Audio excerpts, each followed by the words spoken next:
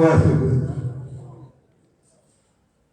विसर नाही ता तार अपना नाम दे, गुण गावा दिन रात नानक चाल एहो। वड्या भागा वाले हो, सतगुर दी पावन पवित्र गमी गोश अंदर जुड़ के सतगुर दी पावन पवित्र गोद दा सवेर अमृत वेले तो लैके आनंद मान रहे हो। वड्या भागा वाले हो। हजूर पातशाह जी महाराज बख्शिश करते ने, कहते बड़े भाग भेटे गुरु देवा, कोट अपराध मिटे हर सेवा। ये बड़े भागों की निशानी है।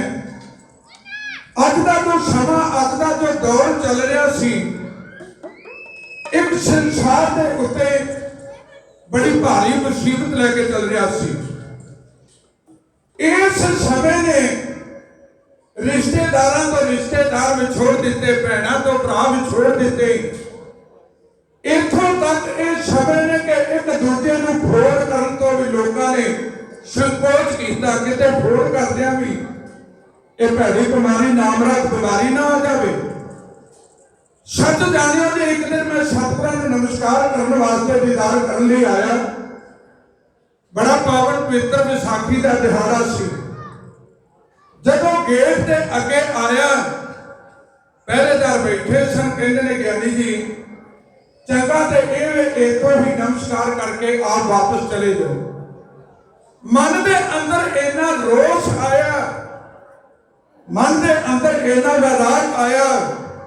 सतगुरु जी ये दिन भी देखने पैने सन कि तेरे दीदारां नूं भी तरसांगे। यह गल कभी मन के अंदर दिल के अंदर सोच नहीं सकते कि यह समा भी आ जाएगा। मेरी कहने तो मुराद सच जानियो, मैं अज अपने आप को बड़ा वडभागा समझदा वां। इस स्टेज के उत्ते हर रोज तकरीबन हर पंचमी नूं सतगुरां दे अते संगतां दे दीदार करीदे सन, पर अज मैं पूरे 8 महीनों बाद अपने जथे समेत संगतां की सेवा, संगतां दे धन गुरु तेग बहादुर पातशाह जी महाराज के दीदार कर लिया वा। अपने आप को वडभागा समझदा। एक गल होर मैं कह जाना, ये जो भयानक समा संगतां दे उत्ते और सारे संसार के उत्ते आया।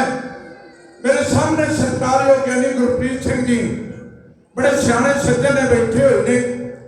यह समा इस तो पहला भी कई बारी आया है और ना जाना इस तो अगे तो ऐसा समय ना ही आवे तो चंगा। बाला प्रीतम धर्मगुरु हरकृष्ण साहिब जी महाराज दिल्ली के अंदर संगतां नूं तारदे सन, संगतां नूं उपदेश देंदे सन। उदों भी एक बारी दिल्ली के अंदर ऐसी महामारी, ऐसा समा आया जिन्होंने चेचक का नाम दिता। संगतां ने आके फरियाद की, बेनती की, सतगुरु जी कृपा करो, संगतां ते रहम करो। इस भयानक महामारी ने समय नूं मेरे हजूर पातशाह जी महाराज ने अपने ते हल्लिया, पर सरबत सारी लुकाई दा संगतां दा भला कीता।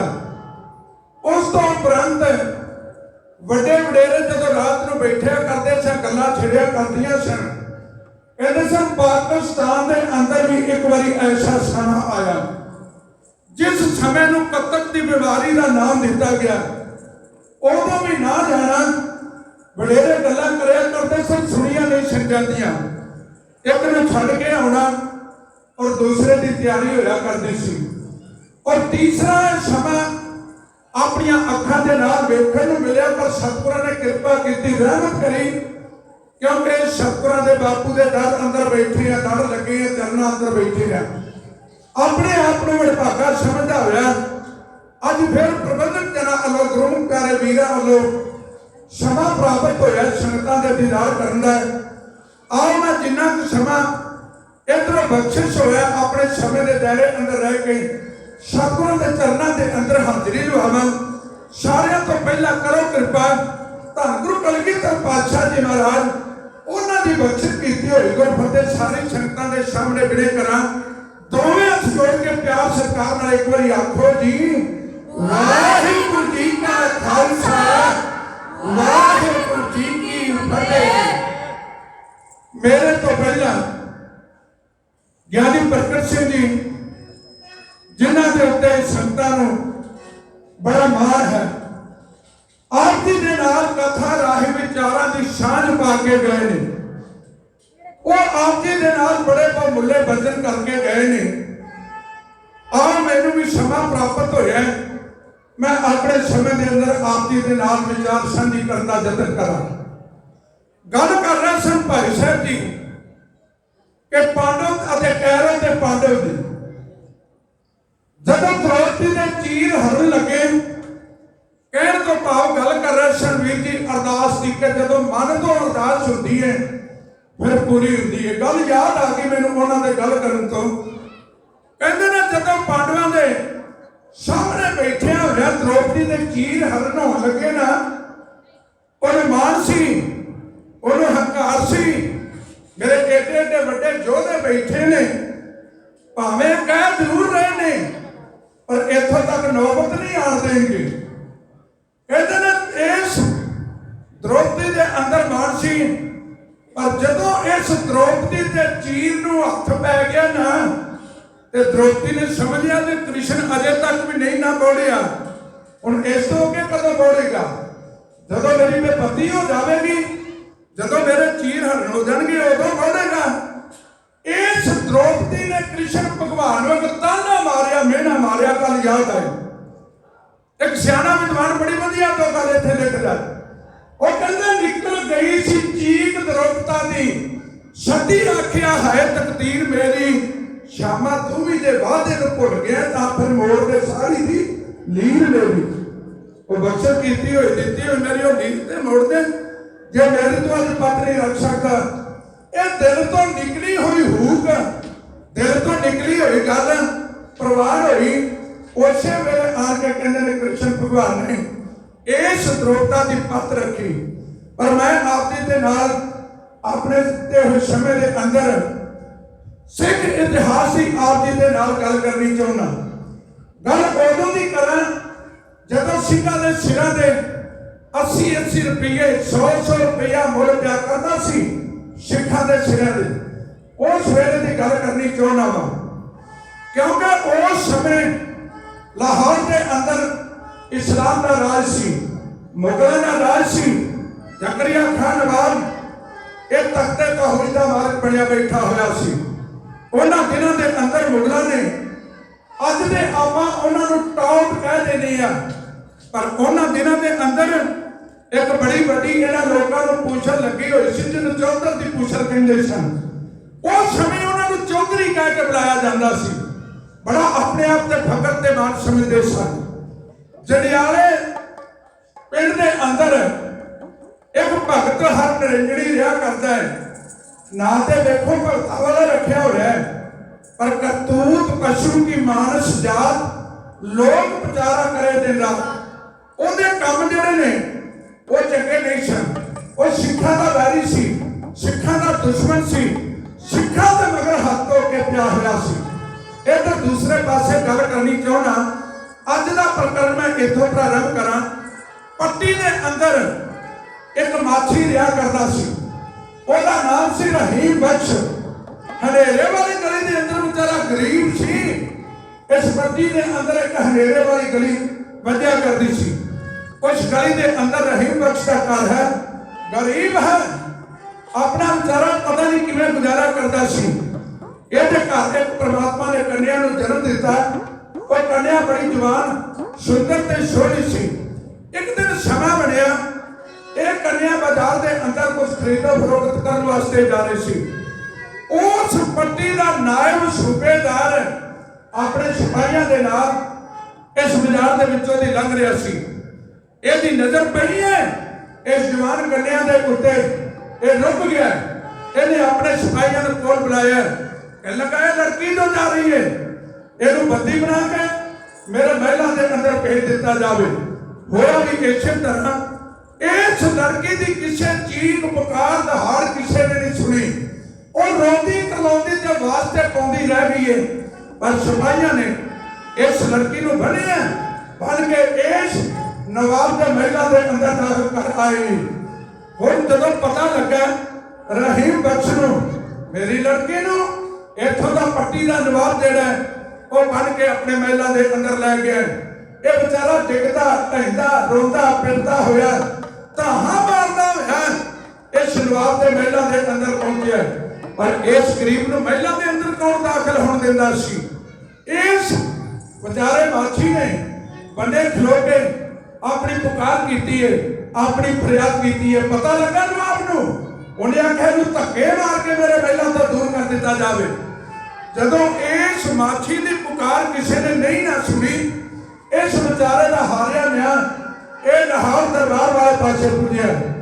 इन्हें जाकर लाहौर दरबार के सामने खलो के इस जकरिया खां दा दरबार लगा होया, रोंदा होया पिटदा मारदा धाहां इस दरबार के अगे खलो के अपनी धी की फरियाद रखे क्यों कर रहा जी?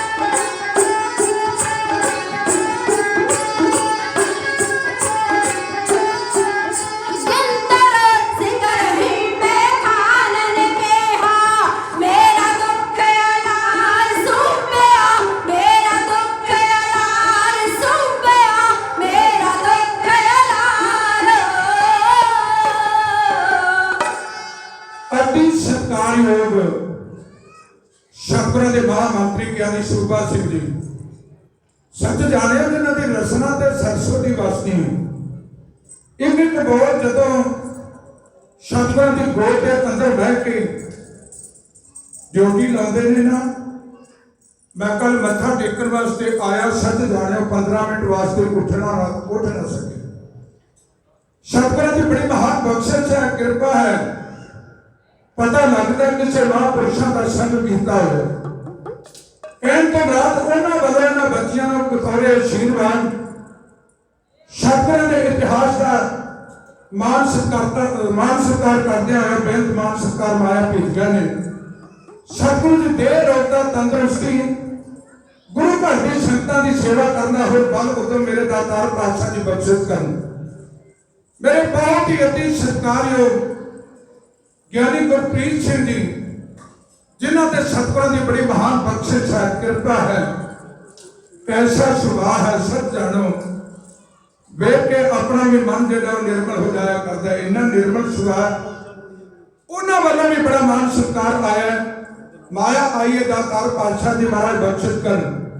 होर मेरिया गुरु की प्यारियां गुरसिख संगतां वालों बहुत ही मान सत्कार आया दातार पातशाह जी महाराज।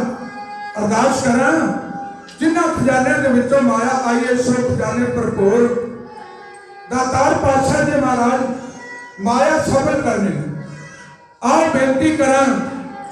ये बुढ़ा बेचारा एक धी का बाप धक्के ठेडे खांदा होया लाहौर पहुंचे, जकरिया खांदा दरबार लगा हुआ, इजाजत लई है, आख्या मैं एक फरियादी हाँ, कुछ फरियाद करनी चाहता वा।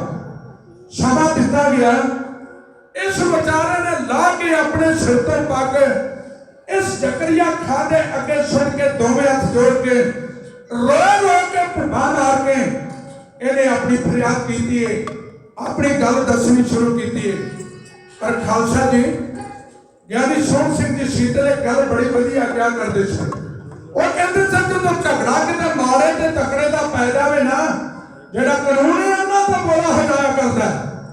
ये बेचारा गरीब माछी रहीम बख्श है, दूजे पासे पट्टी का नायब चौधरी है सूबेदार, भला ओदी गल इस दरबार अंदर किवें सुनी जा सकती सी। इन्हें अपनी फरियाद की है, अपनी गल दसी है। इस जकरिया खान ने अपने एहलकारां नूं हुक्म किया, आख्या कौन है दरबार के अंदर खंजरी पा रहा है, एवें रोई जा रहा है, इन्हें मार के धक्के मेरे दरबार के विचों बाहर कर दिता जाए। ये न्याय की गल सी। एक गरीब अपनी फरियाद लैके जावे ते उसने बेचारे को धक्के मार के कर दिता जाए, पर समा जिहड़ा ये किसी का लिहाज नहीं करिया करता। इस गरीब की कूक जिहड़ी पुकार है ये किसी ने नहीं सुनी। खालसा जी जदों इन्ना हुक्म किया गया, इहदे एहलकारां ने धक्के मारे ने, पर लोग इधरों जकरिया खान अपने एहलकारां नूं जिवें हुक्म दे के इस बुढ़े बेचारे नूं दरबार दे विचों कढण दी गल कर रहा सी। वड़ैत दे नाल बीबियां दा ढाडी दे ताल दे सामने 4 सतरां इहो कर रहे।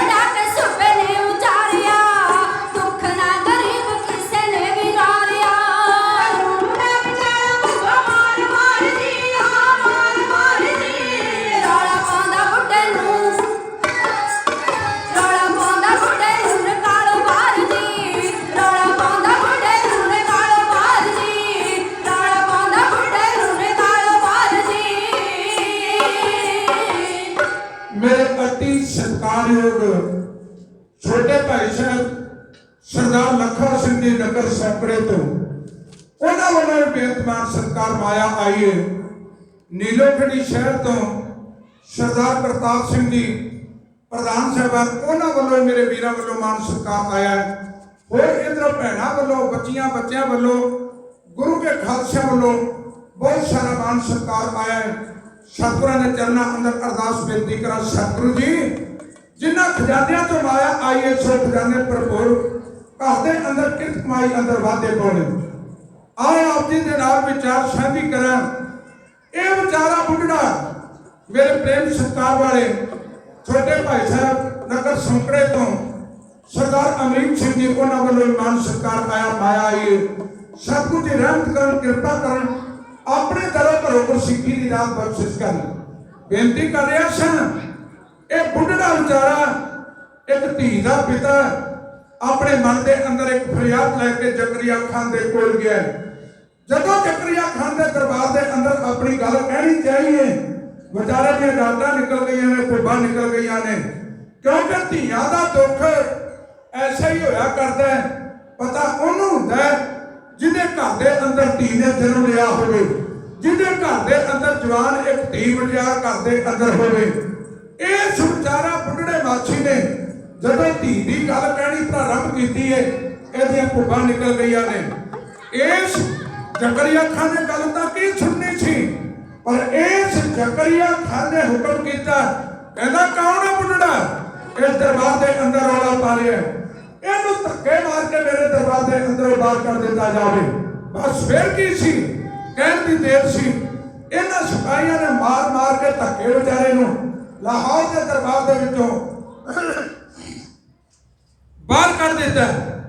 हुण यह बेचारा कोई भी आसरा नहीं दिसता। यह मन के अंदर विचारा करता है अल्लाह ताला ऐ खुदावंद करीम कोई ऐसा मेरा सहारा भेज जेड़ा मेरा ते मेरी धी का सहारा बने। होया भी इस तरह यह बेचारा इस गल के उत्ते विचार करता होया रोंदा होया भुब्बा मारदा पिछा नूं परतरिया सी। पर ऐसे समय के अंदर बेचारे तो सफर भी तय नहीं सी हो रहा। पेट के अंदर भुख के नाल कुछ खाधा पीता नहीं, बेचारे नूं पानी की प्यास लगी हुई है। यह रोंदा ते भुब्बा मारदा वापस परत्या कहंदा अपना मुंह लैके किहड़े मुंह दे नाल मैं अपने वापस पिंड के अंदर अपने घर के अंदर जावांगा, लोग मैनू की आखणगे। बस यह बेचारा पलांग पुट्टन का जतन करता पर ये कोलों पलांग नहीं पट्टी जाती। यह दुखा का मारिया होया एक बुढ़ड़ा, इन्हां धक्कियां का मारिया होया बुढ़ड़ा लाहौर दरबार के विचों जदों बाहर निकलिया ये लाहौर दीयां गलियां दे विचों पिटदा ते रोंदा होया जिवें वापस अपने घर नूं वापस आ रहा सी। उस समय दी 470 ढाडी जथा इउं भी कर रहा जी।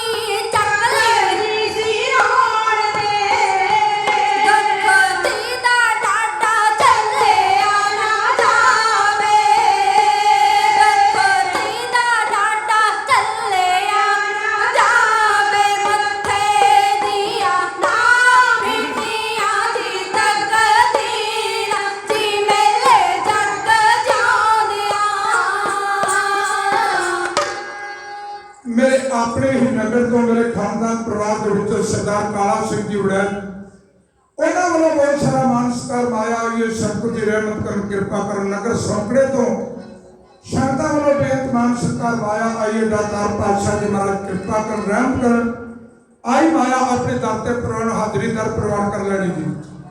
आ बेनती कर रहा ये बुढ़ड़ा बेचारा दुखों का मारिया होया अपनी फरियाद लैके गया सी पर इस लाहौर दरबार दे विचों बेचारा धक्के खा के वापस परत आया।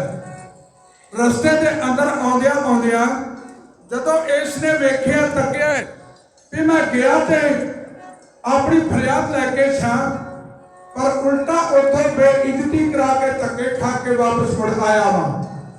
मेरा इन्हां दुखों के अंदर कौन ऐसा होवे जेड़ा मेरा दुख वंडावे जेड़ा मेरी बेचारी इस धी का कोई सहारा बने। सोचा के अंदर सोचता होया लाहौर दरबार तो वापस परतदा अपने घर में वापस आ रहा सी। उदों कोई इन्ने साधन नहीं सन लोग तुर के सफर तय करया करते सन पैदल सफर जिहड़े ने तय करया करते सन जंगलों के रस्ते होया करते सन। ये जब वापस आया ना सत्कार छोटा जहा बच्चा अपने माता पिता की गोद का शिकार उन्होंने वालों बेतमान सत्कार माया आई।